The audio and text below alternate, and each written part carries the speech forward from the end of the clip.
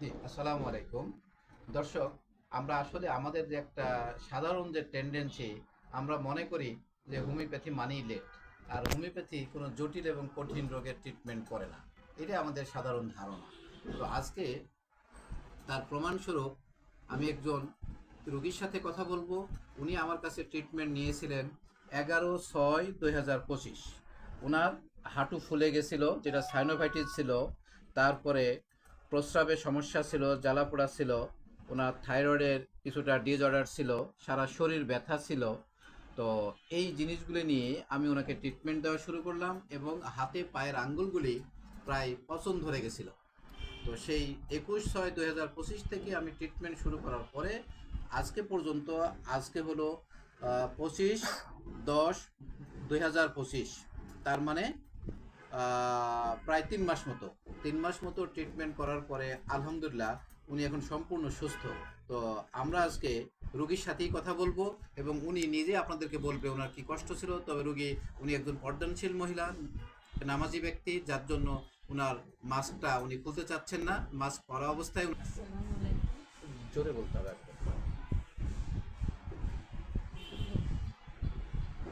আচ্ছা, আমি এই যে আমার হাতের পছন একটু জোরে বলেন। আর গলা ব্যথা ছিল, প্রস্রাবের দুর্গন্ধ ছিল, হাঁটুতে ব্যথা ছিল, এগুলো আমার ভালো হয়েছে।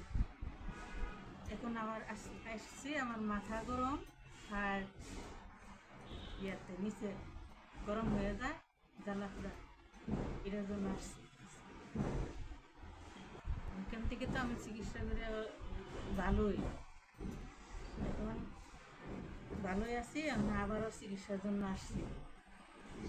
মাথায় শুধু আমার মাথারই সমস্যা আর এই যে পায়ের, আর কোনো সমস্যা নাই। জি, দর্শক, আসলে রোগীর সাথে আপনারা কথা বলে বুঝতে পারলেন যে এই যে অল্প সময়ের ভিতরে আলহামদুলিল্লাহ উনি সম্পূর্ণ সুস্থ। তো এখন উনি এসেছেন আবার ওনার মাথা জ্বালাপোড়া করে, পায়ের তলা জ্বালাপোড়া করে, এই দুইটা রোগের জন্য উনি আমার কাছে এসেছেন।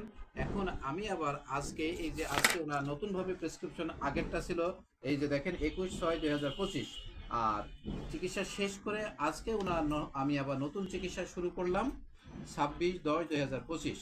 আজকে যে প্রবলেমটা নিয়ে আসতে, আশা করি আমি এই যে ইনভেস্টিগেশনটা লিখছি, ওনার রক্ত এবং প্রস্রাব টেস্টটা লিখলাম, এই রিপোর্টটা হাতে পাওয়ার পরে ওনার ট্রিটমেন্টটা আমি দিব ইনশাল্লাহ। এটাও খুব অল্প সময়ের ভিতরে ইনশাল্লাহ উনি আরোগ্য লাভ করবেন। তো আপনাদের যাদের ধারণা যে হোমিওপ্যাথি লেট, আসলে সেই ধারণা থেকে বেরিয়ে আসুন।